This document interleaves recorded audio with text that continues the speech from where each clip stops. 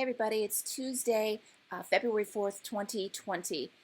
We're getting a big gap up this morning. So far, the futures hit a high. They might have even gone higher so far, but they got to 88.50 at my last check. With the 1.5 point spread that we were seeing yesterday on the S&P 500, that means we would gap up open right about here at about 31.90.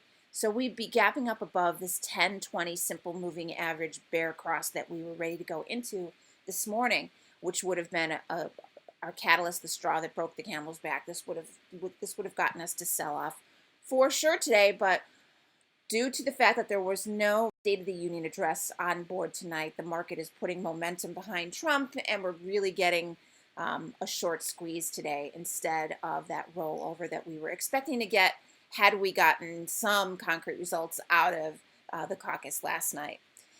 Anyway, so we're going to open above the 10 and 20-day simple moving average, and if we gap up and kind of fail at 31.90, expect us to come back down and back test wherever these simple moving averages are.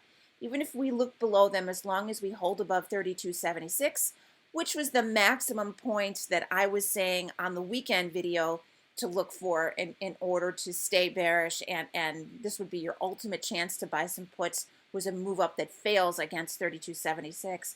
Well, instead this morning, I would expect a move back down that fails to break 32.76. So if you get this move back down, this would actually be a place to buy calls instead, and you could just use them cautiously, looking for whatever rally we're going to squeeze out of this. I would expect that we're probably going to at least close today above 32.95, if not try and close above 3,300 to really freak people out and mind game them into thinking that we are going back to all-time highs.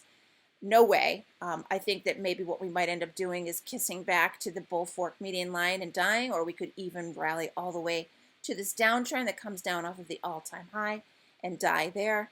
But there isn't enough evidence to back a rally to new all-time highs right now. And as the news comes out about coronavirus, we will roll over again.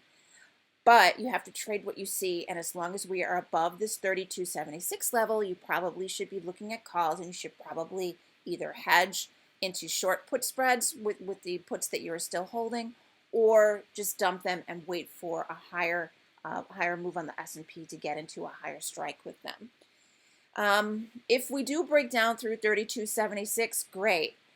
We go on back through the same levels from yesterday, 32.65, 32.57, and then ultimately look to fill the gap to yesterday's close. I can certainly see the thought of maybe coming back down here, looking above that gap and reversing, and coming back and maybe by the end of the day, just barely getting above this 10 and 20-day simple moving average.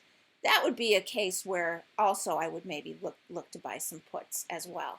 But anyway, you know I'll be here all day talking ad nauseum, so tweeting ad nauseum, I should say.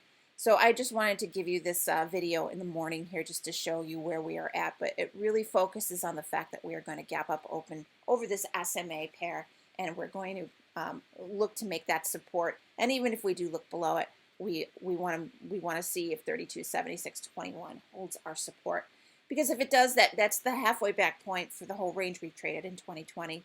That means we're closer to the all-time high than we are to the 32.14 low. Okay, that's it. We'll see you in 30 minutes when the opening bell rings.